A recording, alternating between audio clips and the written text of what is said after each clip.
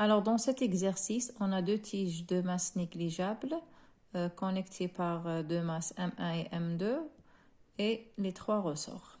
La première question, il cherche les équations différentielles puis les pulsations propres de système et les équations horaires.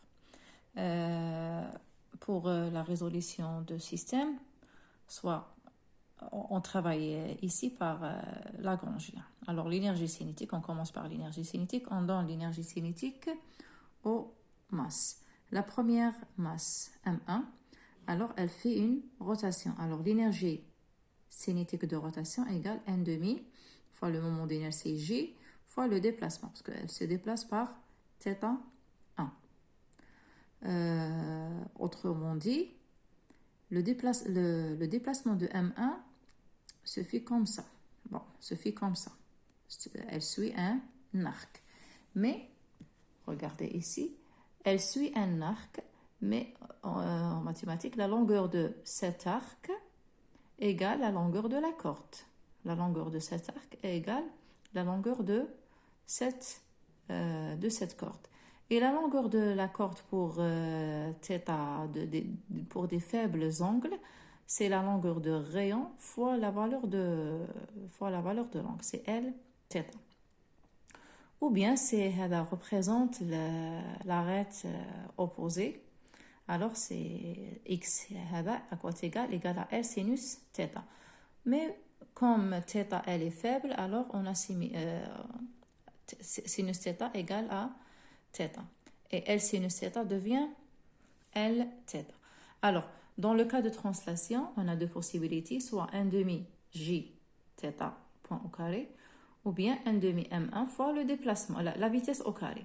La vitesse, on cherche le déplacement, on a dit que le déplacement est égal à L θ, c'est l'arête, c'est la longueur de la corde, ou bien, parce que la longueur de la corde, c'est la même que la longueur de cet arc.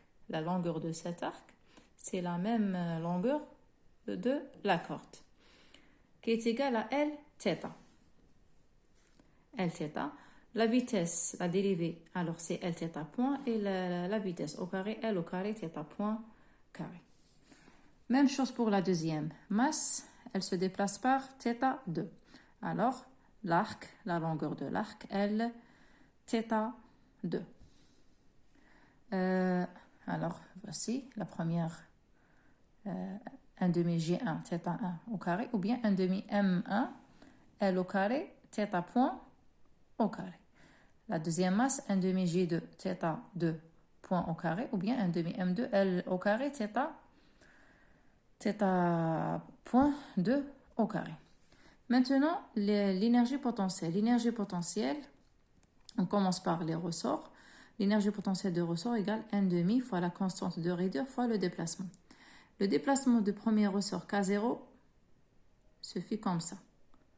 Alors le déplacement, cette distance, c'est la longueur de la corde ici. Et la corde ici, c'est comme le cas de la masse M1. Soit c'est la corde là, on utilise la L fois θ1, ou bien c'est l'arête opposée, c'est L fois sinus θ ou sinus θ égale à θ, parce qu'on a des faibles oscillations. Alors, 1 demi K0 L θ1 au carré. Même chose pour K0. Le deuxième ressort, L θ2. Alors, deuxième ressort, il se déplace par L θ2. Le troisième ressort, K1, alors, faites attention parce qu'il est connecté dans ces deux points. Ces deux points s'éloignent par rapport à la référence par L sur 3. Par L sur 3.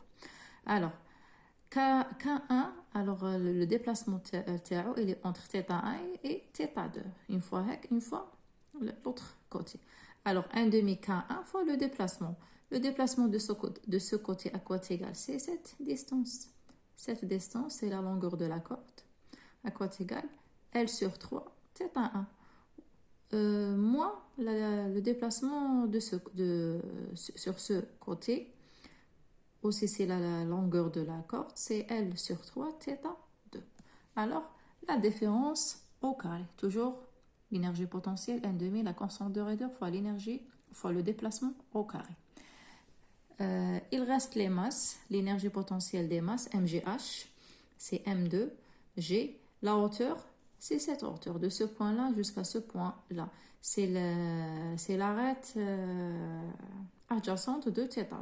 L'arête adjacente de θ2, c'est L cosinus θ2. Même chose ici, l'arête adjacente ici, la hauteur, c'est L θ. Et voici pour M1. Alors M1G, L cosinus θ1, c'est H.